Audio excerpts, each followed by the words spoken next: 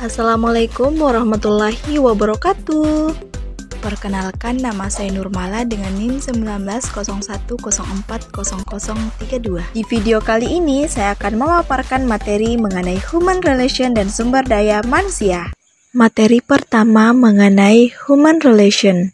Terlebih dahulu, kita akan membahas mengenai apa sih definisi dari human relation. Jadi, definisi dari human relation adalah suatu proses interaksi yang terjadi baik formal maupun informal, yaitu antara atasan dan bawahan yang dilakukan dalam situasi kerja untuk meningkatkan semangat kerja. Fungsi dari human relation adalah yang pertama, mengembangkan hubungan positif antar organisasi dan publik.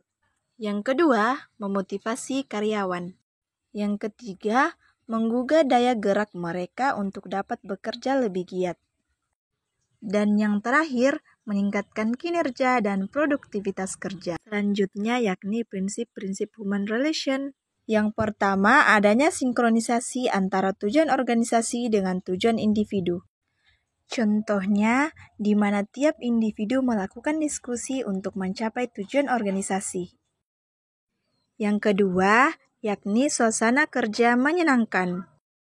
Contohnya, karyawan satu sama lainnya dalam sebuah kantor saling toleransi satu sama lainnya.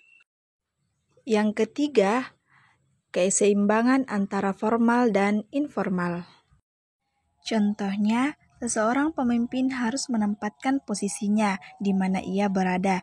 Jika berada di kantor, ia harus menjaga wibawanya. Namun, jika sudah di luar kantor, pemimpin tersebut bisa sedikit santai jika bertemu dengan bawahannya. Yang keempat, yakni bawahan bukan mesin.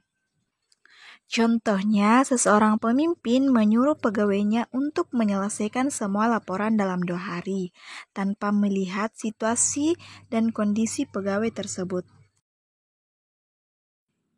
Yang terakhir yakni the right man in the right place, artinya orang yang tepat dan tempat yang tepat. Contohnya, menetapkan bawahan sesuai dengan bidang yang dikuasai dan juga sesuai minat dan kemampuannya. Misalnya, sarjana ekonomi ditempatkan sebagai pengontrol keuangan suatu perusahaan. Atau seseorang yang ahli dan mengerti akan marketing ditempatkan di bagian pemasaran.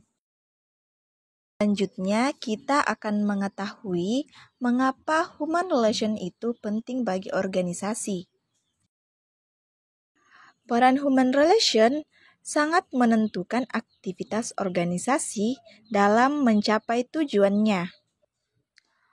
Oleh karena itu, human relation harus memiliki evaluasi prestasi kerja bagi seluruh orang-orang yang ada di dalam organisasi, sehingga organisasi tersebut dapat mengetahui sejauh mana tingkat pencapaian prestasinya. Selanjutnya, kita masuk materi kedua mengenai sumber daya manusia. Terlebih dahulu, kita akan mengetahui apa itu sumber daya manusia. Sumber daya manusia adalah komponen penting sebagai penggerak kegiatan produksi pada sebuah organisasi atau sebuah perusahaan. Sedangkan menurut para ahli, salah satunya menurut Hasibun, sumber daya manusia adalah ilmu dan seni yang mengatur hubungan dan peranan tenaga kerja agar efektif dan efisien membantu terwujudnya tujuan perusahaan, karyawan. Selanjutnya kita masuk pada fungsi pengelolaan sumber daya manusia. Yang pertama, fungsi pengadaan tenaga kerja. Fungsi pengadaan tenaga kerja meliputi menempatkan tenaga kerja sesuai dengan posisi yang sesuai, mengadakan seleksi terhadap para pelamar, serta memberikan pendidikan yang diperlukan untuk pelaksanaan tugas bagi para tenaga kerja baru. Yang kedua, fungsi pemeliharaan tenaga kerja.